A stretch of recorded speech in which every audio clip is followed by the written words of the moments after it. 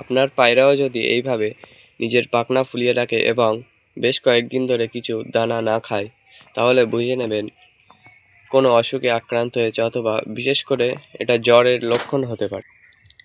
তাহলে কিভাবে আপনার পায়রাকে এই অসুখ থেকে মুক্তি দেবেন? আমরা একটি ঘরোয়া উপায়ের কথা বলবো। এখানে কালো সরিষা অথবা লাল সরিষা, যে কোনো সরিষা বেশ কয়েকদিন ধরে 2 থেকে 3 দিন পায়রাটিকে খাওয়াতে হবে। সরিষা পায়রার শরীরের পক্ষে খুবই উপকারিতা দেয়। এটি পায়রার শরীরকে গরম রাখে। এটি সাধারণত আবহাওয়া পরিবর্তনের জন্য হতে পারে। এটাই বিশেষ কারণ, আবহাওয়া পরিবর্তন।